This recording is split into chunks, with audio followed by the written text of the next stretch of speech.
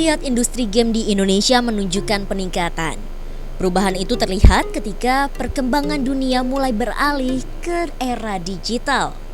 Para praktisi dan pelaku industri game, khususnya game developer dan game publisher, mulai merangkai industri kreatifnya ke ranah yang lebih luas, yaitu pasar domestik dan dunia. Dalam event Backcraft Game Prime 2016, Backcraft menggandeng para pelaku industri game untuk membangun ekosistem antara developer, publisher lokal, dan pemerintah.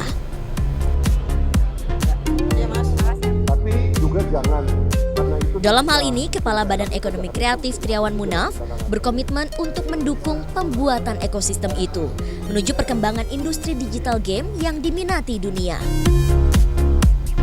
Triawan mengatakan fokus menuju kancah global memerlukan pertarungan yang besar dan luas. Untuk itu, Backcraft akan mendorong dari sisi kemudahan regulasi dan infrastruktur untuk mengembangkan industri ekonomi kreatif tersebut. Menyediakan anggaran melalui uang rakyat, sebetulnya uang rakyat juga itu ya, tapi kami akan dorong dan mudah-mudahan di tahun-tahun mendatang Backcraft bisa melihat games ini menjadi industri yang lebih memiliki peran di Indonesia. Jangan berapa persen sekarang? 9,5% ya untuk market share lokal ya. Bagaimana caranya dipikirkan supaya market share lokal kita bisa ditingkatkan kembali menjadi 50% kalau bisa.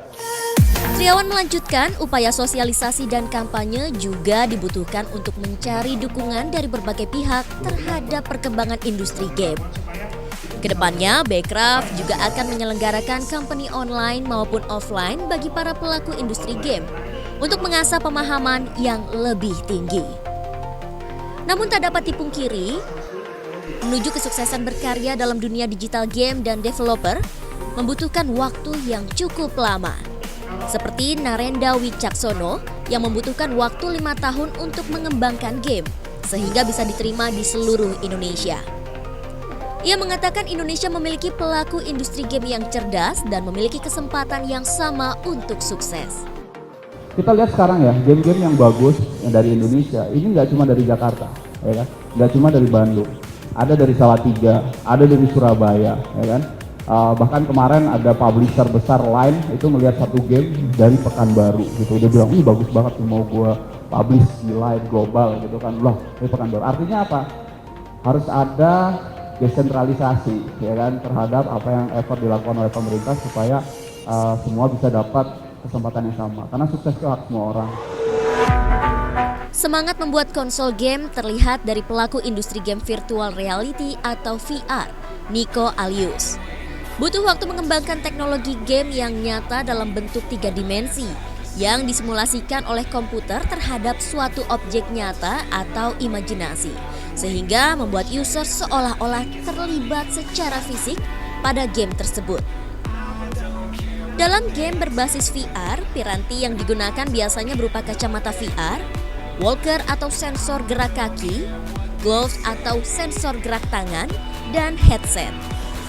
Menurut Nico, teknologi ini memiliki kelebihan yang banyak diminati masyarakat, tapi perkembangannya belum sepesat dengan game pada PC maupun Android. Orang bisa ngerasain pengalaman VR yang lebih imersif, karena virtual reality sendiri kan sekarang tuh limitasinya masih banyak banget. Nah, salah satunya kalau misalnya orang pakai headset, terus mereka coba jalan-jalan, mereka bisa nabrak, bisa kesandung, dan lain-lain. Itulah kenapa kita bikin walker simulation ini, supaya orang tetap bisa jalan di virtual reality, tetap bisa main game, tapi tanpa perlu takut nabrak atau jatuh atau segala macam. Jadi sebenarnya fungsinya kayak simulator sih. Saya pun jadi penasaran pemirsa, bagaimana rasanya berada di dalam dunia perang tentara yang mengincar musuh. Sensor gerak yang ditempel di kaki saya membuat saya seperti berlari bebas mengejar musuh. Kacamata virtualnya pun membuat saya fokus tanpa ada halangan untuk berperang dalam dunia game. Terima kasih.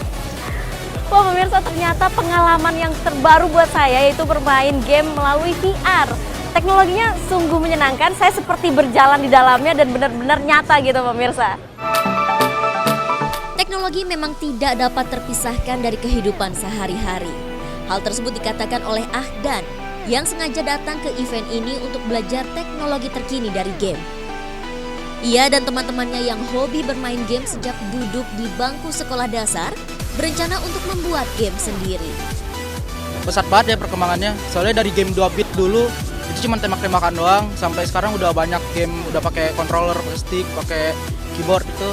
Dan dari segi grafis juga itu udah jauh banget, udah hampir menyerupai seperti grafis manusia beneran.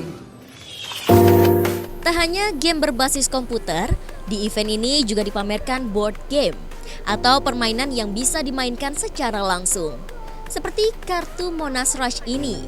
Ide kreatif muncul dari Bernardus Boydosan dan Timothy Istianto yang ingin mengaplikasikan bentuk keberagaman masyarakat ibu kota dalam sebuah game. Mimpi Jakarta dapat terlihat dari permainan yang mengutamakan kepedulian sesama. Tema Panjat Pinang dipilih dengan tokoh yang juga menggambarkan masyarakat ibu kota saat ini. Kita ngangkat tema hewan itu sebenarnya itu mewakili pulau-pulau di Indonesia gitu. Jadi ada harimau Sumatera dan kawan-kawan. Kita ingin dengan berbeda-beda hewan ini, dia tuh sebenarnya ada satu tujuannya gitu untuk memanjat Monas. Kayak gitu sih mungkin. Jadi kita ingin ngangkat bahwa kalau kita tuh sebenarnya di Jakarta ya orang masyarakat tuh majemuk gitu loh. Beda-beda tapi dengan kita bareng-bareng kan untuk manjat Monas tuh kita harus manjat teman lain gitu. Untuk itu kita jadi bisa mencapai satu tujuan gitu. Cara memainkannya cukup mudah pemirsa, sama dengan kartu remi.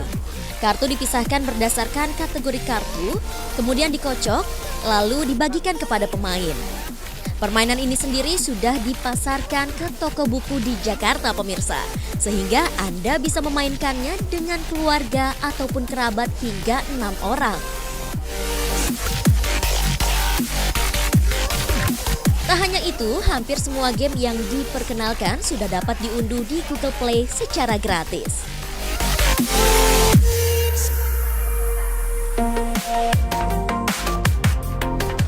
Nah, bagaimana pemirsa? Indonesia bisa membuktikan eksistensi di hampir seluruh sektor industri, salah satunya game. Tak hanya sekadar menjadi pemain game, tapi juga menjadi penciptanya.